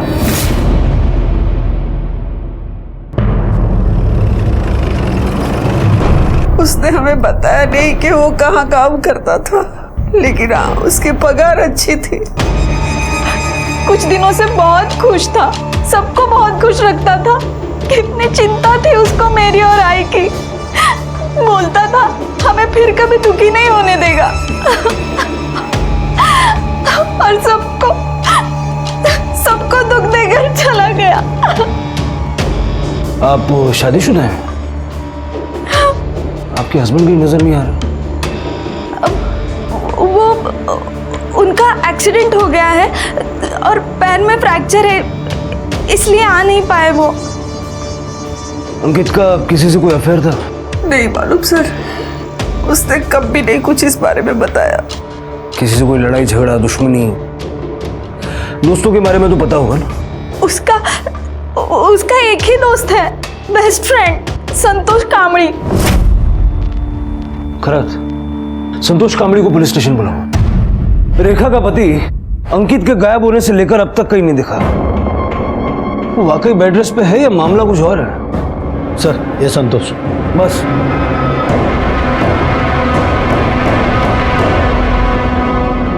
सर मला तर विश्वासच बसत नाहीये कि अंकित अब मर चुका है। मेरा बहुत अच्छा दोस्त था सर वो। हम दोनों। अंकित काम क्या करता था? वो पैसों के लिए औरतों के साथ, मतलब आप समझ रहे हो ना, धंधा करता था साहब। 24 घंटे उसके दिमाग में वही चलता था साहब। सेक्स के लिए भूखा था सर वो। किसी लड़की को देख लेता था तो उसके दिमाग में सिर्फ सेक्स ही आता था। फिर उसको वही काम मिल गया और मजबूरी में नहीं साहब, खुशी से काम करता था। अच्छे खासे पैसे भी मिलते थे उसे। किसके लिए काम करता? नहीं पता साहब, उसने कभी बताया नहीं। हाँ लेकिन वो नवघर में पाटिल कॉलेज के पास उसे एक पैम्पलेट मिला था जिस पर डे 10,000 कमाने का ऑफर था।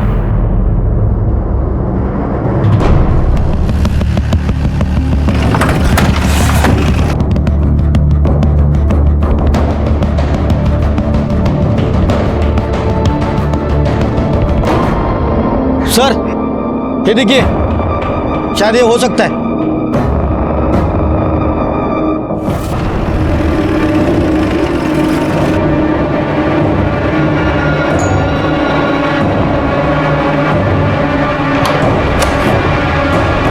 रसिक भाई। जी साहब। ये तुम्हारे लिए काम करता था? नहीं सर। कौन है ये? सर 1.5 महीना पहले वो काम पे आया था मेरे पास। काम में बहुत सही था सर वो। बहुत पैसा बनाया सर उसने। जिस दिन उसका मर्डर हुआ दोपहर को वो यहाँ आया था। कोई बुकिंग थी उसकी? नहीं साहब, उस दिन तो वो ऐसे ही मिलने के लिए आया था। जिन जिन औरतों के पास तुमने उसको भेजा था सबकी लिस्ट चाहिए मुझे। लिस्ट? क्या है ना साहब कि अब ये धंधे में लिस्ट वेस्ट किधर बनाते हैं हम लोग, मतलब लिस्ट नहीं है ना साहब। अपने आप दे दे, वरना अगर हम निकलवाएंगे तो बहुत कुछ बाहर आएगा। देता हूँ सर। सर लेकिन गारंटी नहीं है ना कि वो नाम जो मैं आपको दूंगा वो असली हो। क्या है, औरतें अपना गलत नाम भी बता सकती हैं। तू नाम नंबर दे तो सही। हाँ देता हूँ सर।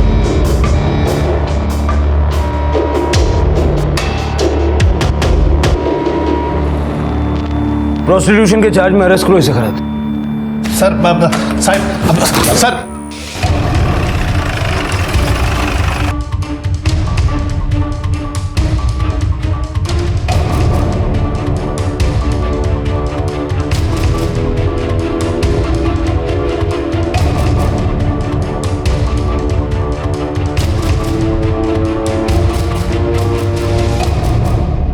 क्या आप इसे जानती है?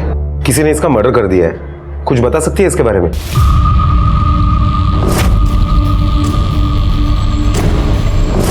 कौन है? वॉचमैन है, वॉचमैन।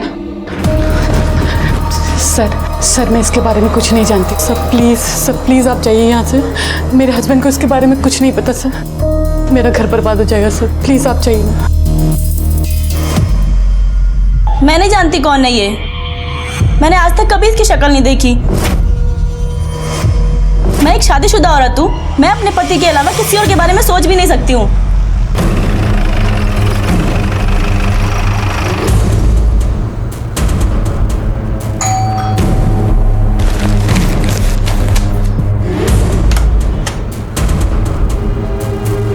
नैना देशमुख जी। इसे जानती है आप?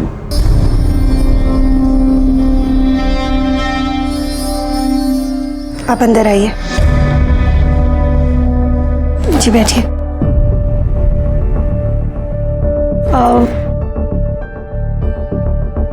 कांता, तू अंदर जा।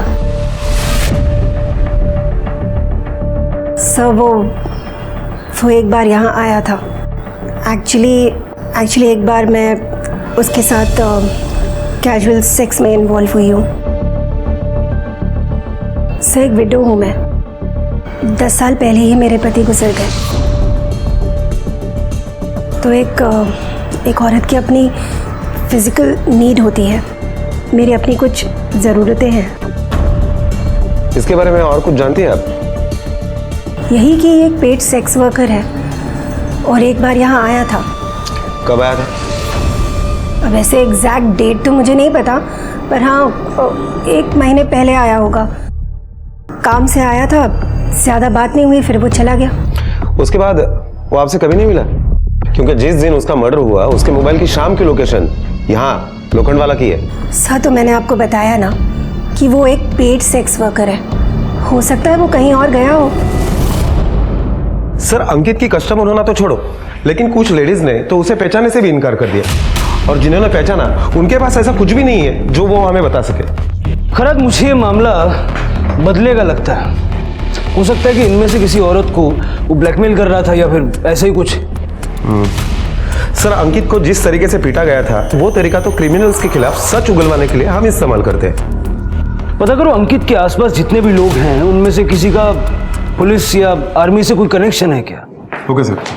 सर इंक्वायरी की तो पता चला है कि रेखा के पति के पैर में वाकई में फ्रैक्चर हुआ है, लेकिन ये किसी एक्सीडेंट की वजह से नहीं, बल्कि कुछ लड़कों ने उसकी पिटाई की है उसी के मोहल्ले में। पिटाई की वजह से उसकी टांग टूटी है सर। ये रेखा नाम से झूठ क्यों बोल? एक्सीडेंट नहीं हुआ था साहब, ये मेरे को 2 लोगों ने पीटा था और मेरे को पूरा यकीन है ये सब अंकित ने करवाया है। ये तो यकीन से कैसे कह सकते हो? क्योंकि मुझे पीटने के बाद वो लोग आपस में बात कर रहे थे कि इधर देख, आइंदा कभी रेखा ताई को मारा या परेशान किया ना तो तेरी एक नहीं बॉडी की सारी हड्डियां तोड़ देंगे। साहब अंकित रेखा को बहुत प्यार करता था और मैं तो उसका जीजा था। अगर वो खुद मुझे मारने आता तो वो खुद फंस जाता, इसलिए उसने गुंडे भिजवाए थे। रेखा को परेशान करते थे तुम? हाँ साहब। क्यों? क्योंकि उसका बाप मेरे को बोला था साहब कि पैसा ला के देगा, लेकिन पैसा ला के देने से पहले बुड्ढा लुढ़क गया। फिर अंकित बोला कि वो पैसा देगा, लेकिन वो लटका के दे रहा था। अभी उस दिन भी जब वो पैसा देने आया था तो ये क्या आखिरी इंस्टॉलमेंट, बाबा ने जो वचन दिया था वो मैंने पूरा कर दिया। अब ताई को परेशान नहीं करने का। ए रुक रुक रुक, इतने का ही प्रॉमिस नहीं था खाली। तेरे बाबा ने बाइक और खोली का भी प्रॉमिस किया था, वो कब देगा? कोहली और बाइक? बाबा ने मुझे ऐसा कभी कुछ नहीं बताया। कभी कुछ नहीं बताया? नहीं, कभी कुछ नहीं बताया। अरे नहीं बताया तो तुम लोग का प्रॉब्लम है, मेरा प्रॉब्लम नहीं है। मंजे का है। जल्दी जुगाड़ कर, नहीं तो इसके हाथ पैर तोड़ के ना सड़क पे फेंक दूंगा। भाऊ बाद में आ जाना तू उठाने। अभी निकल चल। खोली और बाइक देना तो छोड़ो साहब, उल्टा उसने मेरे को पिटवा दिया। और इसलिए तुमने अंकित को मार दिया? नहीं साहब, मैंने उसको नहीं मारा। इस हालत में मैं कहाँ बाहर जाऊंगा, कहाँ मारूंगा साहब? मैं उस दिन पूरा दिन घर में ही बैठा था साहब। खुद ने किया होगा, किसी को सुपारी दी होगी? नहीं साहब, मैं एकदम सिंपल सा आदमी हूँ साहब। ये सुपारी उपारी मेरे को कुछ नहीं मालूम साहब। और वो अंकित तो मेरे को पैसा देने वाला था साहब, मैं उसको मार के अपना नुकसान क्यों करता? उन 2 लड़कों का हुलिया याद है जिन्होंने तुम्हें पीटा था? हाँ साहब। साहब हमने कुछ नहीं किया साहब। साहब हमने कुछ नहीं किया साहब। साहब मारो मत साहब, मैंने कुछ नहीं किया साहब। साहब पैर पड़ दो साहब। साहब बोल किसके कहने पर गणेश को पिटवाया? संतोष कामड़ी बोला था साहब, उसने पैसा दिया था इस काम का। और अंकित को किसने मारा? तुम लोगों ने? उसकी सुपारी किसने दी थी? नहीं साहब, वो नहीं पता। वो अंकित के मर्डर से हमारा कोई वास्ता नहीं साहब, हम सच बोल रहे साहब। साहब सर, रसिक भाई कुछ बताना चाहते हैं। इंट्रोगेशन में बैठाओ। Okay sir. कुछ भी बोला है ना, कुछ भी झूठ निकला, खैर नहीं तुम्हारी। बोल। सर एक बात याद आई तो सोचा आपको बता दूं। अंकित, उसका दोस्त है साहब संतोष, वो आया था साहब मेरे पास काम मांगने के लिए। मैं उसको बोला कि कुछ दिन बाद बोलता हूँ। बाद में साहब मैंने ये बात अंकित को बताई तो अंकित बोला कि रसिक भाई अगर आप संतोष को काम दोगे तो मैं जॉब छोड़ दूंगा। बाद में कुछ दिन के बाद संतोष आया था साहब मेरे पास। रसिक भाई, मैं कब से ज्वाइन कर सकता हूँ? सॉरी यार, मैं तुम्हें हायर नहीं कर सकता। मैं अच्छी परफॉर्मेंस दूंगा अंकित से। मैं तुम्हारी वजह से अब अंकित को नहीं जाने दे सकता। अंकित सबसे ज्यादा बिजनेस लाता है मेरे लिए, समझे? मतलब अंकित ने मना किया है मुझे हायर करने के लिए? उसकी तो मैं छोड़ूंगा नहीं उसको। खराज संतोष को उठाओ। सर, अंकित के कॉल रिकॉर्ड्स। एक लड़की से कुछ दिन पहले तक उसकी काफी बात हुआ करती थी। स्वाति नाम की लड़की है सर। कौन है ये स्वाति? कहाँ रहती है? सर उसका फोन नंबर उसके ऑफिस एड्रेस पे रजिस्टर है। उसके आस पड़ोस वालों से और उसके साथ जो लड़के हैं उनसे भी हमने पूछताछ की। उन्होंने अंकित और स्वाति के बीच में प्यार की बात को कंफर्म किया है सर। मतलब ये लव स्टोरी का एंगल भी हो सकता है जो अंकित की मौत का कारण बना।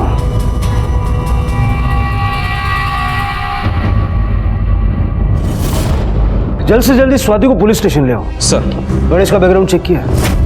अभी तक कुछ मिला नहीं है सर। ठीक है।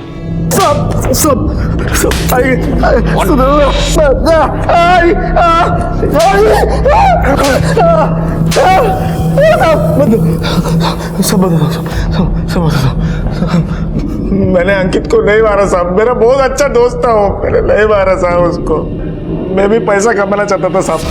मैंने अंकित को बोला रसिक भाई से मिलवा, तो उसने साफ मना कर दिया।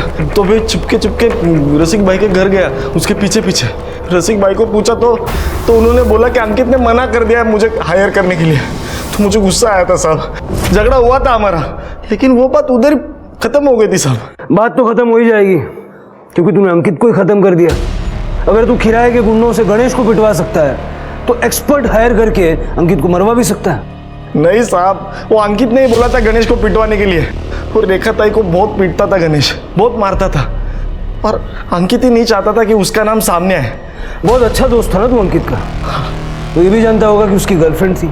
हाँ, स्वाति, लेकिन उन दोनों का ब्रेकअप हो गया था साहब। क्यों साहब? उसके घर वालों को अंकित पसंद नहीं था। वो अमीर लड़की, ये चौल का लड़का, उन लोगों ने उसको एक बार पिटवाया था साहब, बहुत बुरी तरह मारा था साहब, बहुत बुरी तरह। सर, स्वाति आई है। अंकित अच्छा लड़का था सर। अगर अच्छा लड़का था तो ब्रेकअप क्यों हुआ? किसने किया ब्रेकअप, तुमने या उसने?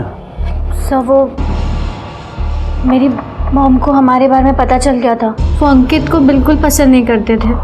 उन्हें लगता था कि वो निकम्मा और आवारा किस्म का लड़का है। एक दिन जब मैं और अंकित साथ में थे, मॉम ने हम दोनों को देख लिया था। उसके बाद अंकित को वार्निंग देके वो मुझसे दूर रहे वरना उसके लिए अच्छा नहीं होगा। और उस दिन के बाद हम कभी नहीं मिले सर। स्वाति, तुम्हारी माँ ने उसे वार्निंग दी, उसके बावजूद वो तुमसे मिलता था और इस बात के लिए उसको किसी ने बुरी तरह से पीटा था और उसे पिटवाने वाला और कोई नहीं था, तुम्हारी माँ थी। स्वाति, तुम्हारी माँ ने किसके हेल्प से अंकित को पिटवाया था? मेरे मामा की। मतलब पॉसिबल है कि तुम्हारी माँ ने तुम्हारे मामा की हेल्प लेके अंकित को मरवा दिया? नहीं सर, ऐसा कुछ नहीं है सर। अपने मामा का नंबर और नाम लिखवा दो। सर, ये मामा का नाम है एसीपी प्रताप मौर्य। तुम्हारे मामा एसीपी हैं? कहाँ पर पोस्टेड है? खार। ये अंकित और तुम्हारा रिलेशन फिजिकल था? सर आप ये कैसा सवाल कर रहे हैं? स्वाति, तुम अंकित की गर्लफ्रेंड थी तो जाहिर है तुम्हें यह पता होगा कि अंकित सेक्स एडिक्ट था। वो सब मुझे नहीं पता, पर मैं जब भी उसे मिलती थी वो हमेशा कन्विंस करता था मुझे ये सब के लिए, लेकिन मैंने उसे साफ साफ कह दिया था शादी से पहले ये सब कुछ नहीं हो सकता। लेकिन जब मामा ने उसे मारा था तो 2 दिन के बाद मैं उसे मिलने गई थी। उसकी मॉम बाहर गई थी और ऐसा क्यों किया मेरे साथ उन लोगों ने? सिर्फ इसलिए कि मैं तेरे से प्यार करता हूँ, बस यही गलती है मेरी। नहीं, तुम्हारी कोई गलती नहीं है। अगर मैं मॉम की बात मान लेती ना और तुमसे दूर रहती तो ऐसा कुछ नहीं होता। अब मैं तुमसे कभी नहीं मिलूंगी। नहीं स्वाति, ऐसी बात मत कर। मैं तेरे बिना जी नहीं पाऊंगा, मर जाऊंगा मैं।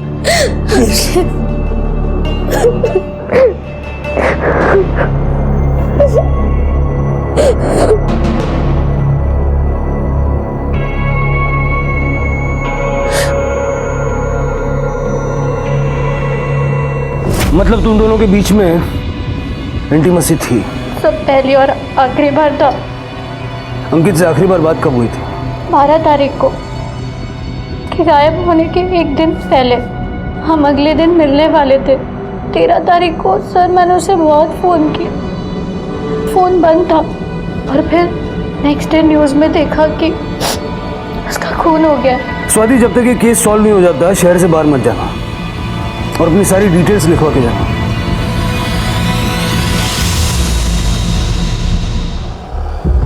सर, ये गणेश सच बोल रहा है।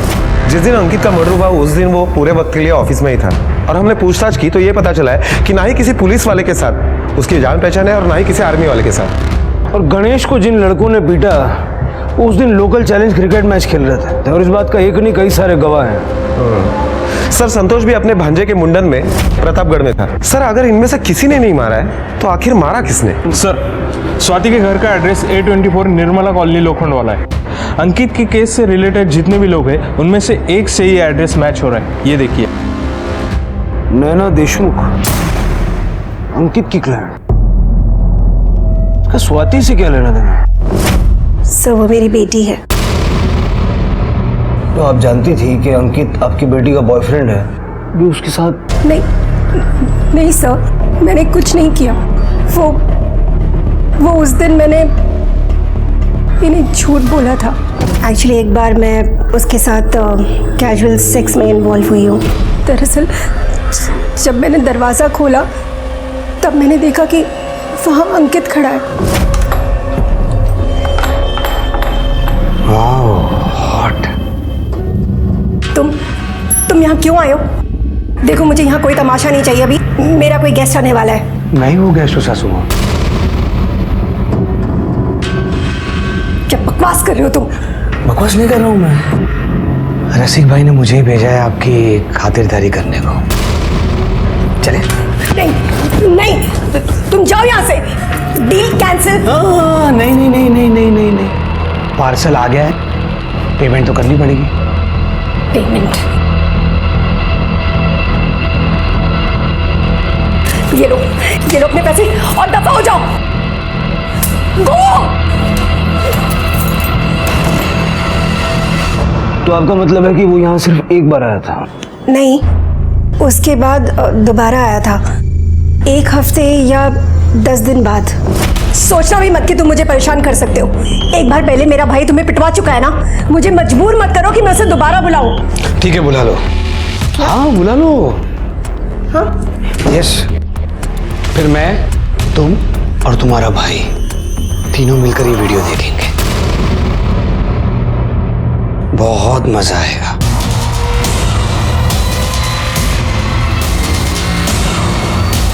मुझे दो ये। नहीं, प्लीज इस वीडियो को डिलीट कर दो, प्लीज। नहीं डिलीट कर सकता। तुम्हें क्या चाहिए? पैसे चाहिए ना? तुम्हें अभी सासू माँ, पैसे बहुत है मेरे पास। तुमको तो पता है कि मुझे क्या चाहिए। चलो, कपड़े उतारो। नहीं, ठीक है, तो ये वीडियो वायरल कर देता हूँ और क्या। नहीं, प्लीज नहीं, प्लीज उसे डिलीट, प्लीज। हो जाएगा वायरल एक बटन से। कपड़े उतारो ना।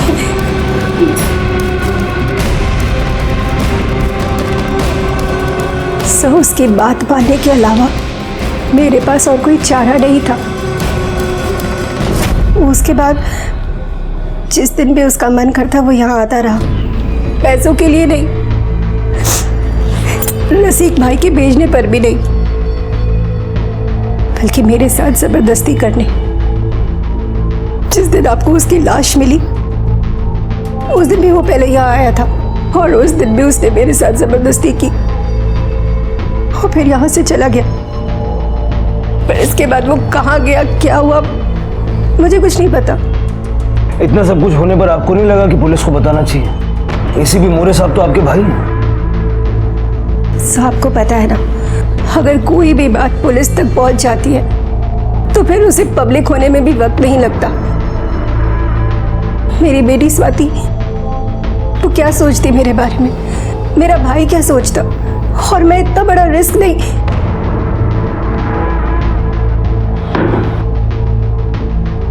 कांता, तुम जाओ पहले अंदर की सफाई कर लो, यहाँ बाद में करना।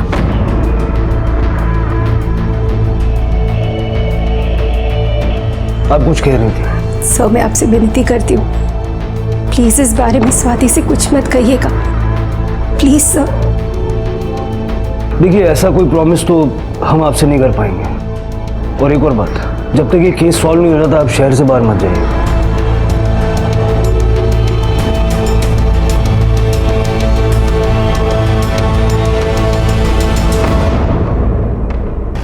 कार चलो एसीपी साहब के ऑफिस। सर ये केस तो बहुत टफ होते जा रहा है। पहले हाई प्रोफाइल औरतें थी और अब एसीपी साहब भी। खैर, अब नाम आया है तो इन्वेस्टिगेट तो करना पड़ेगा। बात करते हैं उनसे, देखते हैं कैसे रिस्पॉन्ड करते हैं। थैंक यू सर, इतने शॉर्ट नोटिस पे आपने हमें मिलने के लिए वक्त दिया। एक्चुअली हम अंकित चौहान मर्डर केस का इन्वेस्टिगेशन कर रहे थे, तो हमें पता चला कि हाँ, मैंने उसको सबक सिखाया था ताकि वो मेरे भांजी से, स्वाति से दूर रहे। वो तो मैं जानता हूँ सर, मुझे ये जानना था कि उसके बाद कभी। मांडवकर, मुझे पता है 13 तारीख को उसका मर्डर हुआ, बॉडी 14 को मिली। उस पूरे वीक में मैं हैदराबाद में ट्रेनिंग देने के लिए गया था, चाहे तो तुम चेक कर सकते हो। नहीं सर, उसकी कोई जरूरत नहीं। Thank you for your time.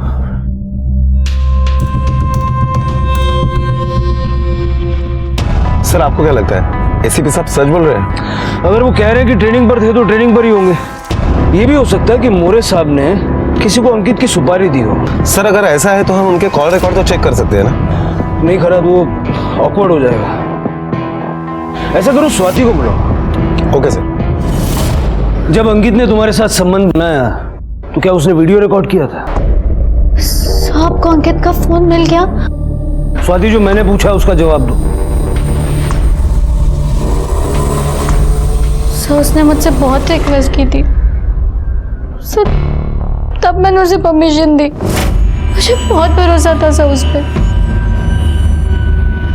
Sir मैं आपसे विनती करती हूँ, प्लीज इस बारे में स्वाति से कुछ मत कहिएगा। सर वैसे अगर देखा जाए तो अंकित को मारने का सबसे स्ट्रांग मोटिव नैना के पास ही है।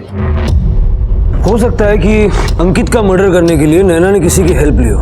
पहली नजर में तो ये मोरे लगता है, लेकिन मोरे एक हफ्ते के लिए शहर में नहीं था। अगर ये मोरे नहीं है फिर कौन हो सकता है जिसका बैकग्राउंड पुलिस का, आर्मी का या सिक्योरिटी ऑफिसर का हो? पुलिस ने नैना से जुड़े सभी लोगों की कुंडली खंगाली और नजर में आया कांता का पति शिवा। दला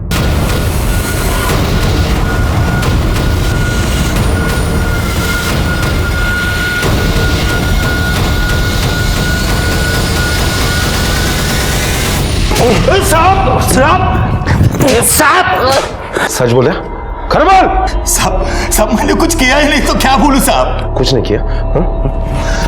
कुछ नहीं किया साहब मत मारो साहब मत मारो साहब। यही वक्त है सब कुछ सच बोल दे, वरना लंबा जाएगा तू। मैडम ने मुझसे हेल्प मांगी थी। कौन मैडम? नैना मैडम। सब उसके अच्छे पैसे भी दे रही थी। अंकित उसको मिलने को आया तब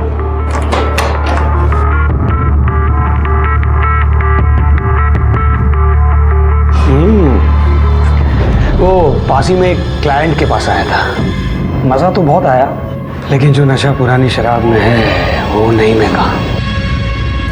बेडरूम में चले?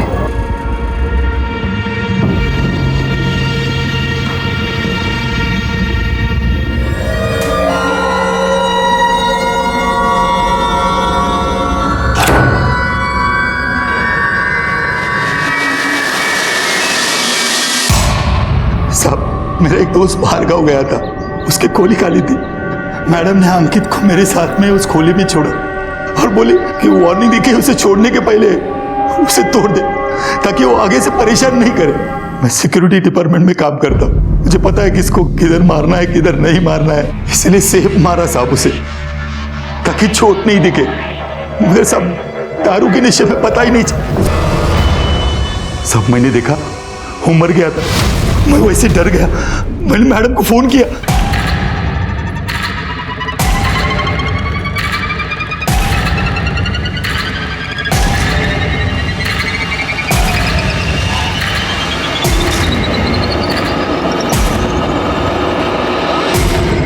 गंदी नीयत और गंदा चरित्र अपनी ओर बुरे परिणाम ही आकर्षित करते हैं। इस केस में विक्टिम और कल्प्रिट दोनों के साथ ऐसा ही हुआ। इस हत्या से 2 परिवार बर्बाद हुए। जहां अंकित की मौत ने उसकी मां और बहन को असहाय बना दिया था, वहीं स्वाति मां के होते हुए भी अनाथ हो चुकी थी।